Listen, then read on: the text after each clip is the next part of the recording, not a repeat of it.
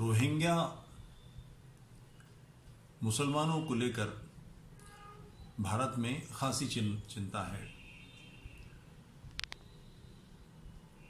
राष्ट्रवादी इसलिए परेशान हैं कि ये ऐसे लोग जिनकी राष्ट्रीयता नहीं होगी और वो बसेंगे तो वो हिंसा आतंक का शिकार हो सकते हैं, भारत के लिए ठीक नहीं होगा।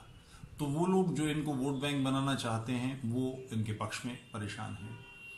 समस्या क्या है इसको विस्तार से समझना ठीक होगा। आज से 1400 वर्ष पहले, हाँ, रोहिंग्या समस्या 1400 वर्ष पुरानी है। रोहिंग्या समस्या नहीं है, समस्या कुछ और है। 1400 वर्ष पहले मोहम्मद ने अरब में घोषणा की कि अल्लाह एक है, तौहीद की बात की। उसकी बातों को मक्का के लोगों ने, जहाँ का वो था, गंभीरता से नहीं लिया। बाद में उसका उत्पात बढ़ा तो लोगों ने उसे भगा दिया। मक्का से मदीना जाना पड़ा। मदीना में एक छोटी स्टेट स्थापित हो गई, संख्या बढ़ने लगी।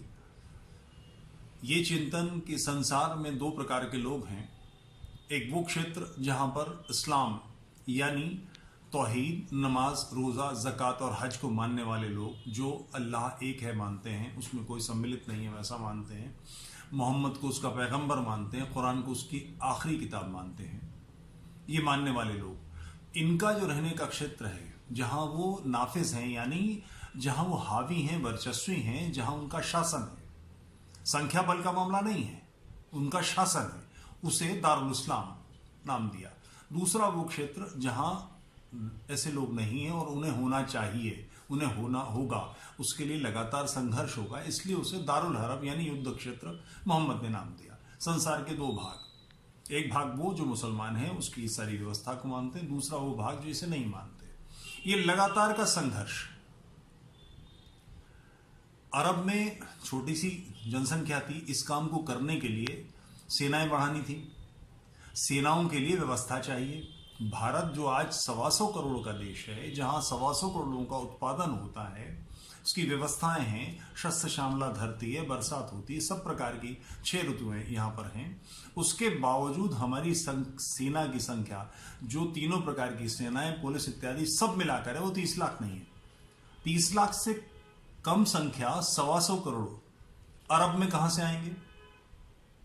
इसके लिए फिर ये कल्पना की गई, ये चिंतन किया गया कि इतनी बड़ी संख्या कहीं से अगर आ सकती है विश्व में, तो ऐसी धरती भारत है।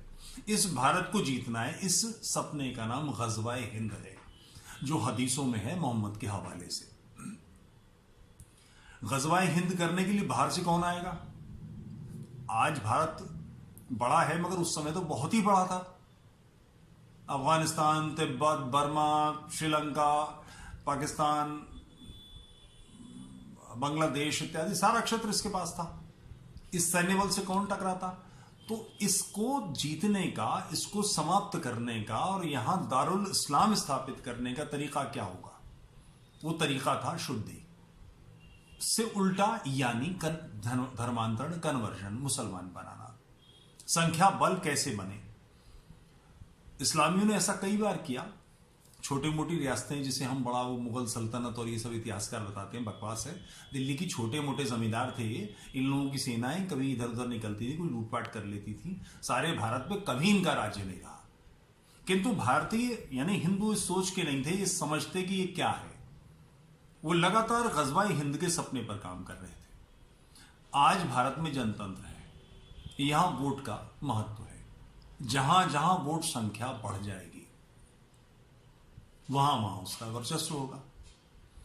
इस्लाम पहले दिन से इस पर बहुत कॉन्शियस है, बड़ा जागरूक है कि धर्म और राजनीति, मजहब, दीन और दौला दोनों एक साथ होनी चाहिए। ये सोच हमारे पूर्वजों को थी। महाभारत में जब भीष्म पितामह का पतन हो गया है, वो गिर गए हैं, तो उनसे शिक्षा लेने के लिए महाराज कृष्ण ने पांडवों को भेजा।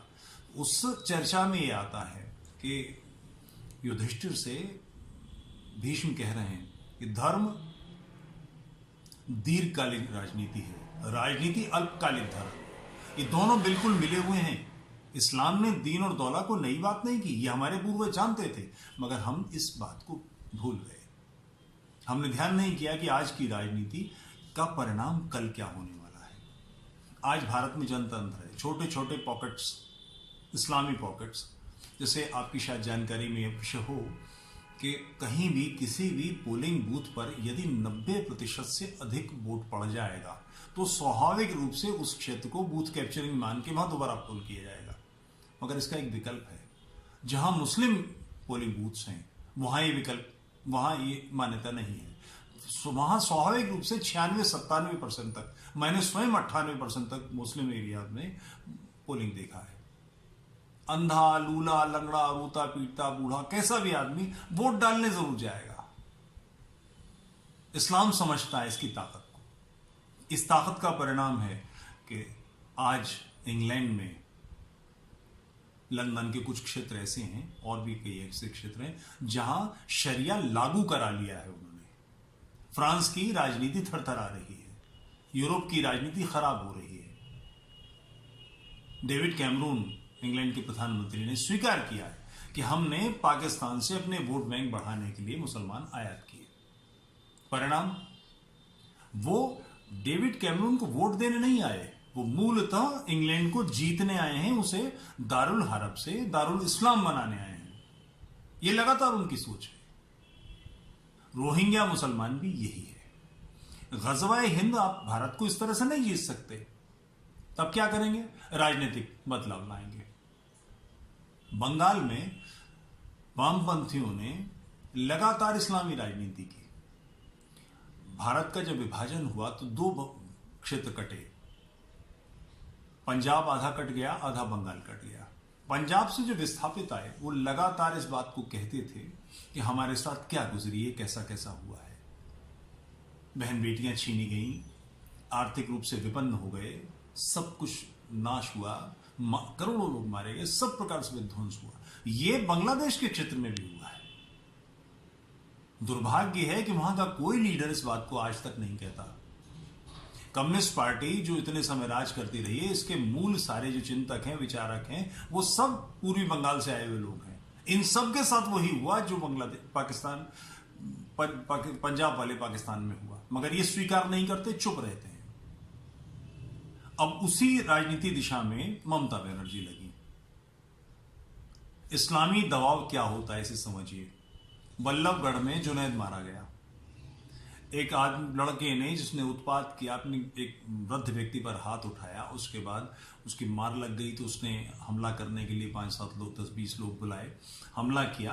वो व्यक्ति वीर था, उसने पलट के जुनैद के प्राण ले लिए। उस जुनैद को 20 लाख रुपया ममता बनर्जी ने भिजवाया। यह है इस्लामी राजनीति, यह है दबाव की राजनीति।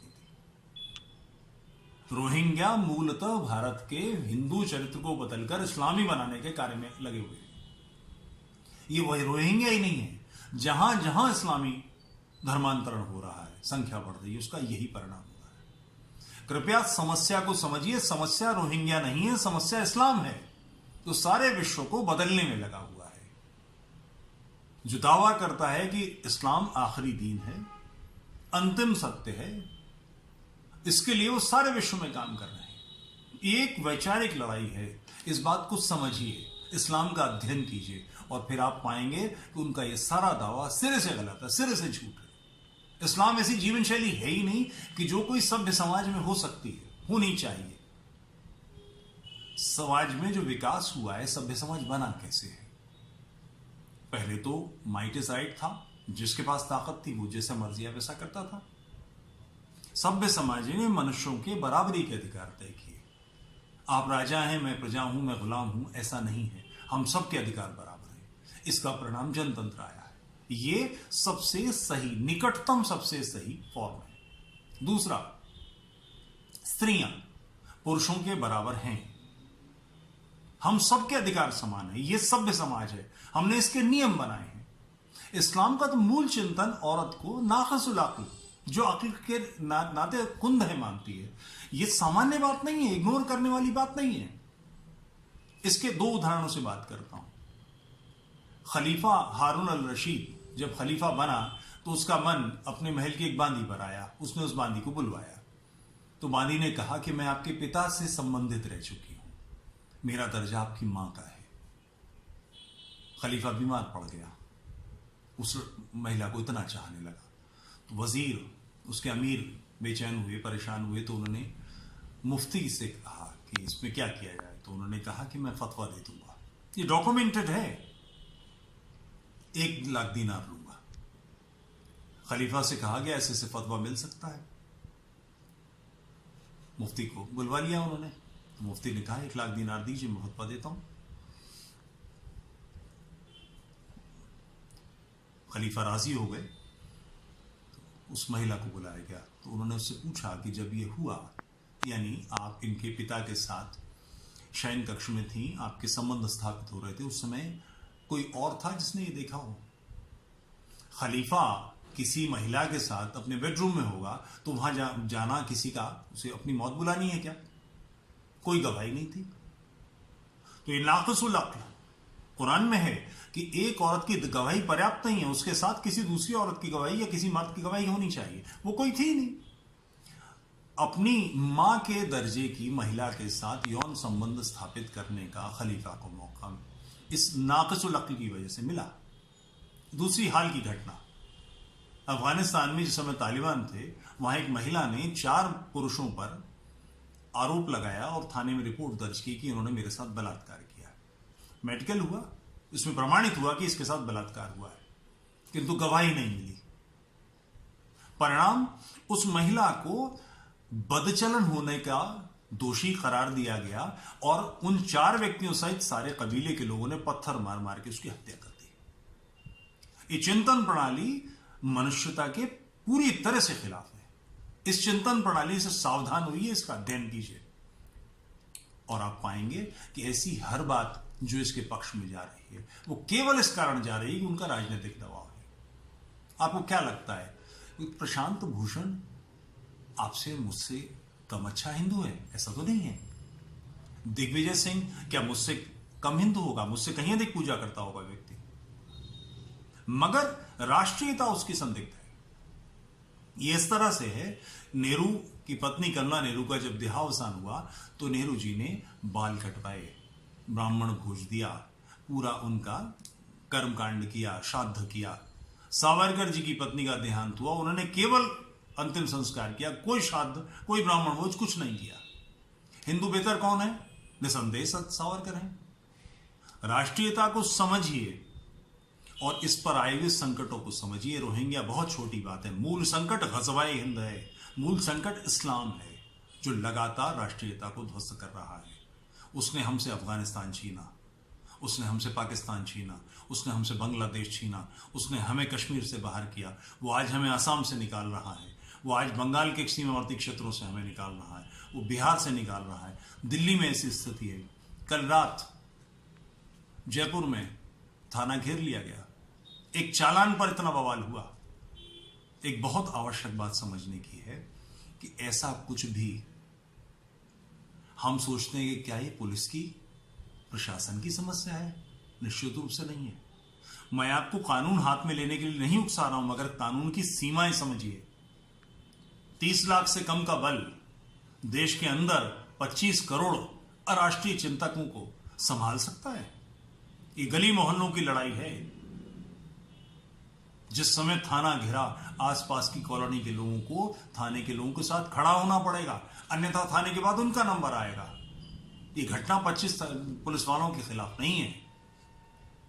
अभी कुछ दिन पहले नोएडा में यह हो के चुका है कि बांग्लादेश के विस्थापितों ने पूरी कॉलोनी घेर ली, पूरी बिल्डिंग घेर ली। लोग निकल नहीं सके, स्कूल बच्चे नहीं जा सके, लोग ऑफिस नहीं जा सके, दिन भर उधम मचता रहा। ये मामला रोहिंग्या नहीं है, ये मामला बांग्लादेशी मुसलमानों का नहीं है, ये राष्ट्र के अंदर अराष्ट्रीय षड्यंत्र का है। इसका हर व्यक्ति इसका एजेंट है। आज नहीं कल, कल नहीं परसों भरपूर बन जाएगा। या तो उसको वापस ले आइए, शुद्ध कर दीजिए, अपनी धारा में ले आइए, अन्यथा इसके लिए तैयार रहिए। जो कश्मीर में हो, जगह जगह होगा। इसके लिए कानून हाथ में लेना पड़े तो इस बात को समझिए, कानून के साथ देकर इस स्थिति को परिवर्तित कीजिए। मेरे विचारों को आपने सुना, इसके लिए आभारी हूं। प्रणाम।